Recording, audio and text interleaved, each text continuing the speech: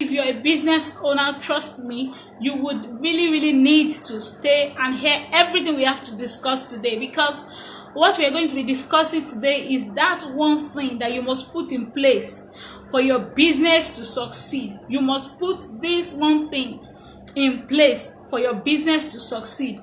Whether you're a business owner, you're an existing business owner, or a prospective business owner, like you're still thinking about it, you still know that probably in the future you're still going to own a business. Whichever category you belong to, trust me, you need what we are going to be discussing today. It's very important. It's like the foundation upon which every activity you're going to be doing in your business will rest.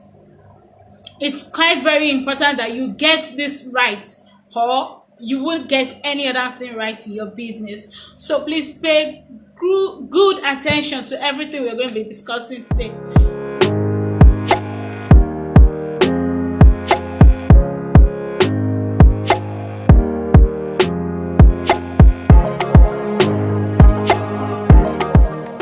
Hello everyone, it's Friday again, and I'm so excited to have you here with me. It's the fourth session of business lessons from the Bible. So we're going to be learning from the book of 2 Samuel chapter 18, verse 21 to 23 and verse 28 to 33. 2 Samuel chapter 18, verse 21 to 23 and verse 28 to 33. Okay, let me quickly read. Then said Joab to Cushai, "Go tell the king what thou hast seen." And Cushai bowed himself unto Joab and ran. Then Ahimaaz, the son of Zadok, Then said Ahimaaz, the son of Zadok, yet again to Joab, "But howsoever, let me, I pray thee, also run after Cushai." And Joab said, "Wherefore wilt thou run, my son, seeing that thou hast no tidings ready?" But howsoever, said he, "Let me run." And he said unto him, "Run." Then Ahimaaz ran by the way of the plain and overran Cushai. Okay, so briefly, what we just read about in that place, there were two young men. One was Cushai, the other one was Ahimaaz, and they had the same master, who was Joab, the captain of the host of Israel. And Cushai was sent on an errand to the king, because the king didn't follow them to that particular battle. Go and deliver tidings of what you've seen, what you've had today, to the king. Then this young man called Ahimaaz also came around and said, "Oh, I want to run after Cushai. I want to deliver message. I want to go too." And then he was asked, "Okay, why do you want to run? Where do you want to go? You don't have anything to discuss. You don't have anything to tell anybody. So what do you want to go and tell the captain?" He said, No, don't worry. I just want to go." "All right, you're free to go. You can go." So he went. And the funniest part of it was, he took a shortcut and overran the person that was actually sent. He overran Cushai. And then he went ahead of Cushai. Okay, let's see what actually happened when they got to where they were running to. We read from verse 28 now. And Ahimaaz called and said unto the king, "All is well." And he fell down to the earth upon his face before the king and said, "Blessed be the Lord thy God, which hath delivered up the men that lifted up their hand against my lord the king." And the king said, "Is the young man Absalom safe?" And Ahimaaz answered, "When Joab sent the king's servants and me thy servant, I saw a great tumult, but I knew not what it was." And the king said unto him, "Turn aside and stand here." And he turned aside and stood still. And behold, Cushai came. Cushai said, "Tidings, my lord the king, for the Lord hath avenged thee this day of all them that rose up against thee." And the king said unto Cushai, "Is the young man Absalom safe?" And Cushai answered, "The enemies of my lord the king and all that rise against thee to do thee hurt be as that young man is." And the king was much moved. Now, imagine what has happened in that place. Cushai was not sent, but Kushai was sent, Ahimaaz was not sent.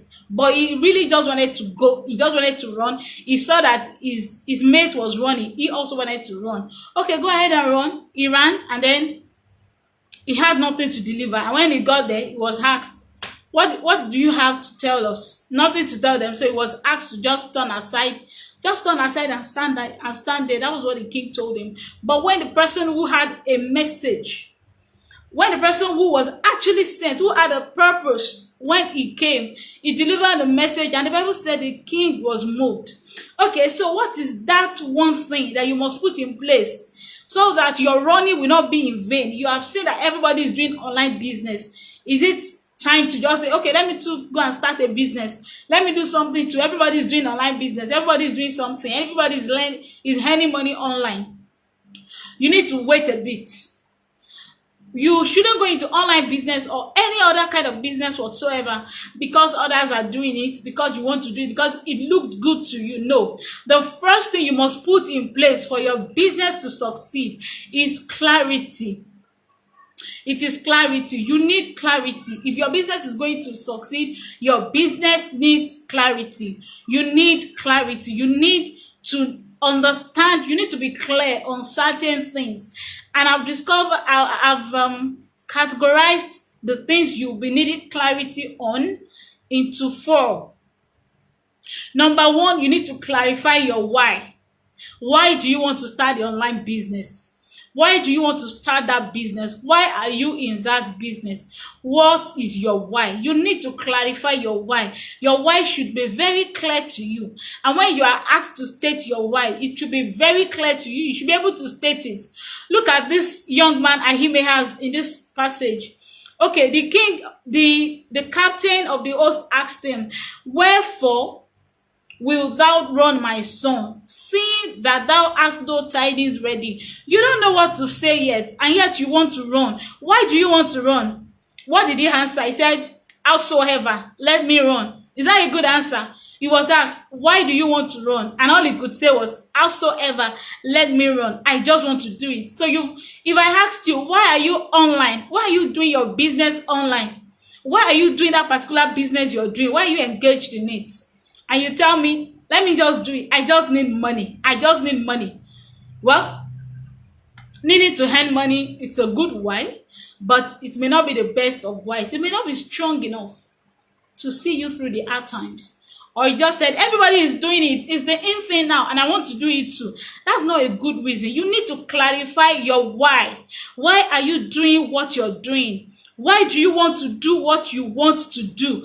If your why is not clearly clarified, if you're not clear on your why, and people are not clear on your why, Sister Rachel, I see you. Thank you for joining. If people are not clear on your why, you don't have a why that you want to state clearly, and you can't state it clearly to people, you will be confused, and others around you will be confused too. They don't know what you are doing, so they will be confused.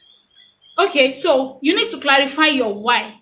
That one thing that you need to put in place for your business to succeed is clarity.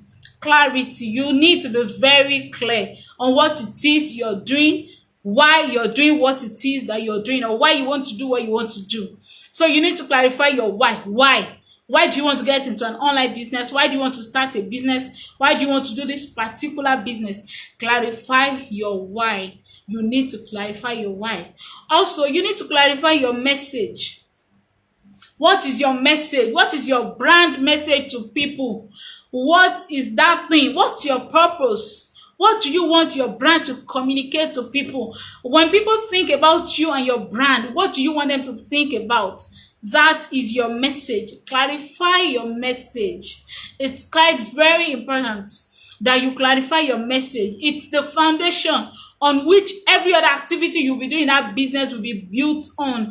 Clarify your message. What is your message to people? The third thing you need to clarify is clarify your what.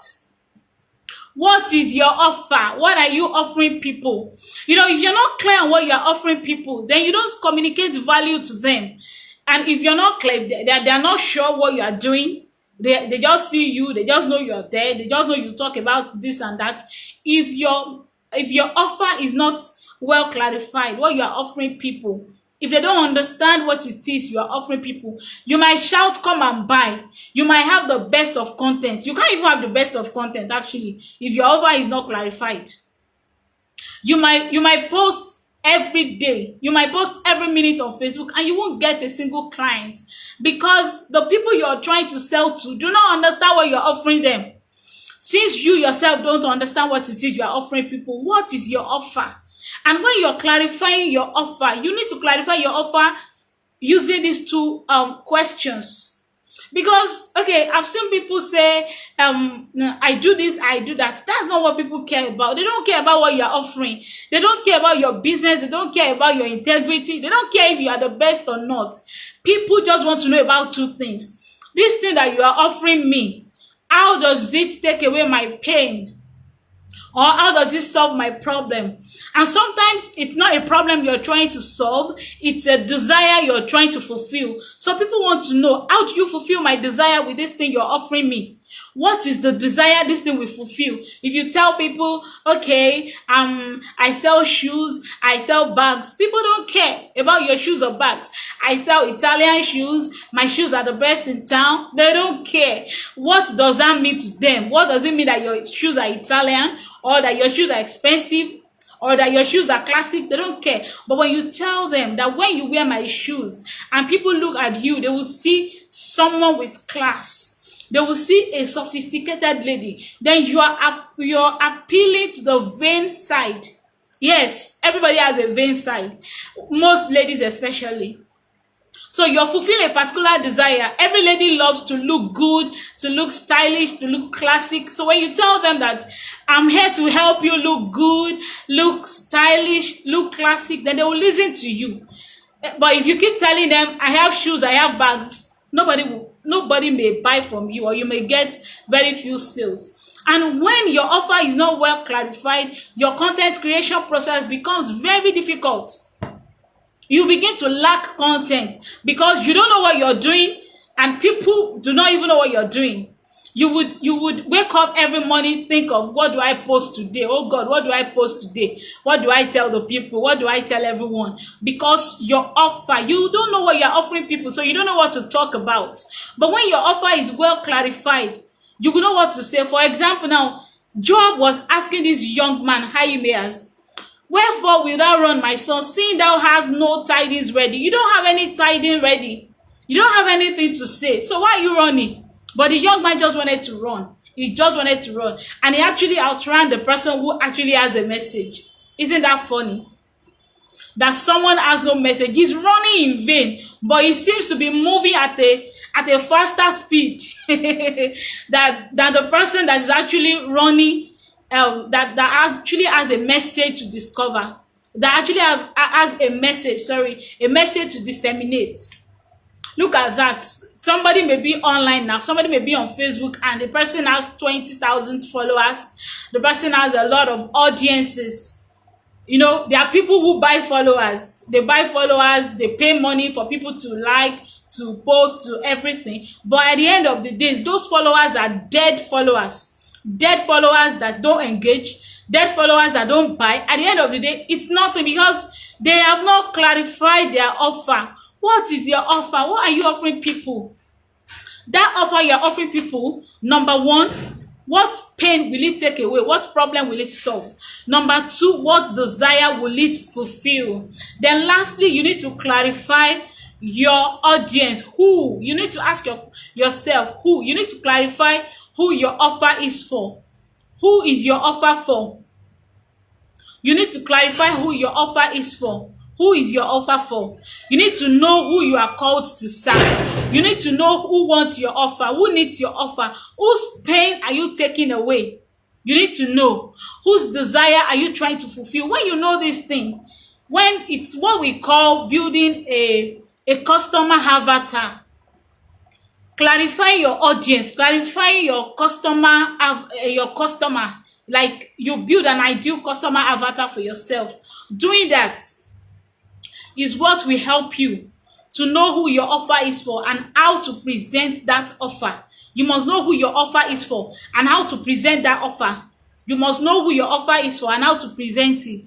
It's when you know who your offer is for, how to present it, so many things becomes very easy for you. Your content creation process becomes easy. Your offer creation becomes easy. You know the kind of words that you should use to get to communicate your value, to communicate your audience, because you know them, you know their pain, you know where they gather online, you know what they do, you know what they want. All these things you need to put it in place, so that every other activity that you are doing, your content creation, your sales, your marketing efforts, every other thing that you are doing will fall in place once you have clarified why you are doing business, what business you are doing, what you are offering people, and who you are actually serving.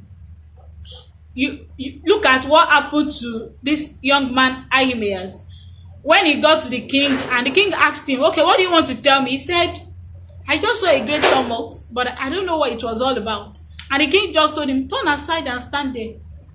But when the person who had clarity, who had a message, who had something to present came, and he delivered the message, that line said, and the king was much moved. Most of us, we've spent days or years online. We've been saying, buy this, buy that, do this, do that. But you notice that people do not pay attention to you because they are not moved. They are not moved by everything you have to say. They are not moved by what you have to say at all. They don't care about what you have to say. They are not moved at all because you are not communicating them. You can't communicate them because you don't understand them. You don't know them. Can you buy something for someone you don't know? Can you give a gift? A gift that will meet the need of someone you don't know? No, you have to know the person. You have to understand the person's pain, the person's desires. That's when you'll be able to meet the need. But if you don't know the person, you don't know the person's pain, you don't know the person's desire, how would you fulfill that desire, or how will you take that kind of pain away? It's very important to have clarity. If you're taking nothing away from this session, I want you to take this away. You need clarity. Number one, clarify your purpose, your why. Why are you in that business? You need to clarify your why. Why are you in that business? You need to clarify your why. You need to know why you are in that business. You need to clarify your why. Also, you need to know who you are called to serve, who your offer is for. You need to know, and you need to know what it is you are offering. What exactly are you offering? You need to know that. Thank you for joining me in today's session. Meet me for the last session of this series of teachings next week Friday by 2 p.m. Thank you. I hope you take something away from today, and that is clarity. You need clarity. Thank you very much. Thank you for joining. Bye.